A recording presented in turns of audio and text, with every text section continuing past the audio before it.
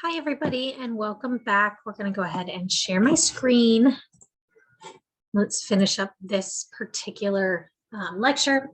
So again, we kind of talked about how sexual violence and war are connected, but also understand that it can also be a genocidal tactic to lessen the viability of a particular group by essentially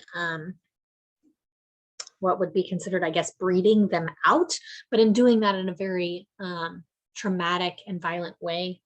It's opportunistic, it's political, and it's forged in concubinage, which is a very old idea. Again, it wasn't until 2008 that it became a crime against war. So I was wrong. It's even later than I thought it was, according to the UN. Sexual violence against Indigenous women and children. Sexual colonialism is the sexual violence through the conquest of land and bodies that advances heteropatriarchic rule over Indigenous persons.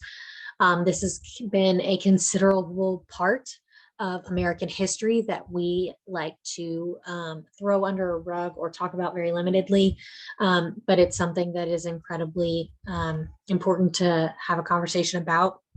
And in more current news, we're talking about the murdered Indigenous children in the US and Canada in the schools that we took them from their homes and put them in as part of a political measure to create cultural genocide for Indigenous persons in this country. They also included a lot of sexual violence and a lot of physical violence, including murder. And as those calls for those particular schools to be have archaeological digs to investigate and or repatriate the victims of those kind of violences that were on the grounds. Those kind of conversations have been geared more towards how to repatriate and those bodies and how to have a consistent measure of the damage that was done to Indigenous persons in this country. Again, the missing and murdered Indigenous women's movement is a movement that is really having a conversation about how Indigenous women have a much more statistically high probability of being murdered or turning up missing within the United States and Canada, and more internationally more broadly, and having really hard conversations about what there is to do about that and how we need to address this issue and name it, define it, and come to and make this issue come into the light.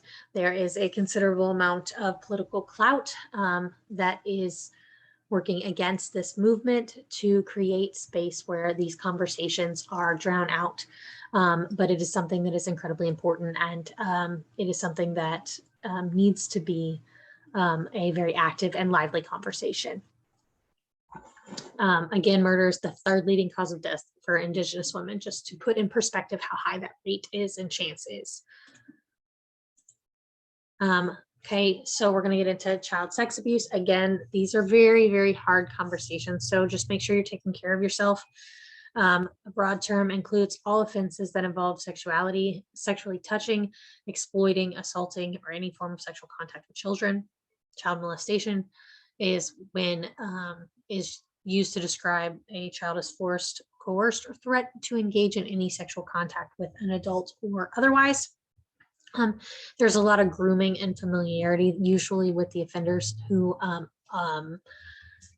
are sexual assault offenders. Usually these are people that the children know. These are people that the children even maybe relate to, love, care about, or are a significant part of their life, like a coach or a teacher. It is somebody generally that they trust. There's also institutionalized child abuse, including things like what we were talking about with just a minute ago with the Indigenous children in particular schools that were deemed appropriate to put them in, and a lot of violence happened in that way. Institutionalized sex abuse also happens within places like specific churches, specific church orientations, and depending on the institution, whether it be education, whether it be through religion, whether it be your institutions like law enforcement or any of your other ones. Depending on that institution, you may or may not see a lot of pushback or a lot of drive to fix the situation. So like when you look at the Catholic Church, there's a lot of covering it up. There's a lot of sweeping it under the rug. And I think that was the example in your textbook. A big, huge reminder that there is no evidence linking that childhood sex abuse determines sexuality in adults. Understand that with any kind of trauma, it can lead to personal choices of how they want to examine and or how they want to express their sexuality. That does not mean that it turns individuals queer, and that is a gross myth that has consistently been perpetuated within the media. Incest is the sexual contact that occurs between family members, whether it's direct or indirect. So remember that there is also, it's also considered incest when you are selling your own child for sexual, any kind of sexual act or what have you. Pedophilia is when someone with sexual preferences for or interest in or attraction to children. Understand that pedophilia is not a recognized sexuality within the LGBTQ plus population and or in anywhere else that I really know of. There can be this attraction, does not always have to engage in this particular activity. However, there is a predominant amount of individuals who feel this way, who do engage in this and become sex offenders. And it is something that is a diagnosable mental disorder within the psychology framework. What's it called? The book that explains all of the different diagnoses. It is in there and has been in there for a consistent period of time. Sexual violence of LGBTQ plus persons. So homophobic sexual violence is still incredibly prevalent. You see, so in a lot of your places like religious sanctums that try to pray the gay out of you. You see a lot of sexual violence in those institutions. You also see a lot of sexual violence within law enforcement or within any kind of systemic homophobic places. You have a lot of it within churches, church and religious institutions. It increases your risk of sexual violence dramatically. It is culturally invisible in a lot of ways because these are not groups that we tend to listen to about a lot of things. You're going to see cases like Matthew Shepard get a lot of attention, whereas the sexual violence that comes to or happens to persons of color, you're going to see less attention to, and it's important to kind of talk about that link to race that impacts the visibility of these crimes. Again, it is more frequent in these populations. It is a justified, it has been long since a cultural justifiable treatment for queerness, essentially that someone can be raped into changing their sexuality is a myth that has been long part of a cultural understanding, or even just the sexual harassment that comes with, well, you just haven't experienced it with me, so you just don't know what you're missing, or you don't know what you don't, or you don't know what you want. All of those kind of dramatic things. It's a phase. Those are all parts of sexual harassment to queer people that happens on a regular. Sexual violence, it can be considered a hate crime when done in a specific way or for a specific purpose. Again, sexual violence perpetuated by police is incredibly high in LGBTQ plus populations. And again, that is tied to kind of that criminalization of queer persons. The same for trans individuals. It increases dramatically. Trans women of color, the most victimized demographic that we have as humans. Trans women is killed every 29 hours. Day of Remembrance is November 20th. Again, that is an incredibly important date to remember. It is a global issue. Again, there's a significant amount of police violence done to trans persons, and there is by the police and otherwise. And there is issues in reporting murders, because when you have a body in front of you, depending on who you are and or depending on who claims this body is going to be the gender marker that that person may give, and it may not match what that person actually identifies as. And so really having conversations about how to report those kinds of murders. Even though those numbers are high, they're likely more high than the numbers say, just because of the reporting issues that come with that territory.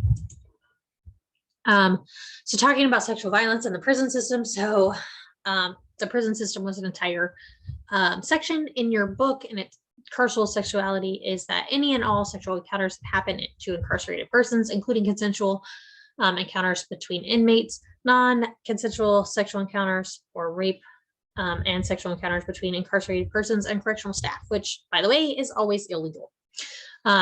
Prison rape as unwanted sexual contact experienced by men and women who are incarcerated. Prison is structural violence in and of itself. So you're going to have people that are consistently more likely to be within those territories. And depending on a lot of your statuses, you're going to increase your rates of violence that happen to you while incarcerated and or your likelihood to be incarcerated.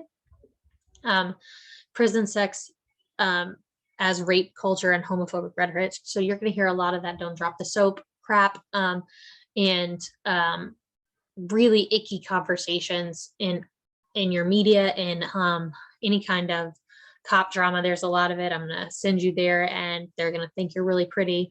Those kind of comments that perpetuate this rape culture and this homophobic rhetoric surrounding prison systems and the sexuality within prison systems. So again, prison systems are going to police same-sex sexuality. There's going to be corrective actions due to these, even if there is not even an engagement within this practice. But if they think you're in any way queer, you're going to have corrective actions within these kind of dynamics. Again, there's a lot of prisons that ban books or entertainments with that have LGBTQIA plus sexuality included in them, because again, they are trying to forego or make invisible the possibility of sexuality within those spaces. The book talks about situational sexuality, so that idea that within a specific cultural or social context, you can have sexuality that merges. Again, that's kind of talking about fluidity and understanding your surroundings is going to change what you might be geared towards in any given situation. STDs are rampant in the prison system because they're not going to give out any kind of condoms or anything of that nature. And so these things do not have the preventative measures for prison sex and or rape. Consent and prison sex gets kind of wonky because there's a lot of coercion. There's a lot of lack of opportunities. There's a lack of just general body autonomy within these spaces that make consent really tricky when it comes to being in prison or incarcerated. Again, homophobia is rampant, and prisoner dehumanization generally tends to be part of that homophobia in those spaces. There's not a lot of really good data on consensual sex in prison, including in female prisons. That seems to be the topic that wants to be researched in female prisons. However, there's still it's really hard to measure those consent choices. It's really hard to measure how those things are being engaged in. Last but not least, we're going to talk about some movements addressing violence against women. The Me Too movement, Time's Up. All of these are good places to start if you want to be part of the activist movements. And this is by no means an exhaustive list. This is a very, very short list of an incredible amount of activism that is out there.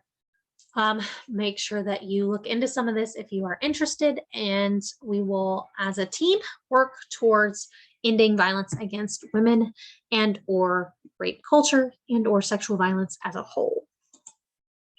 Again, here's your resources. Please, please don't hesitate to look into those. I want you to utilize those if you need them. They are there for that reason.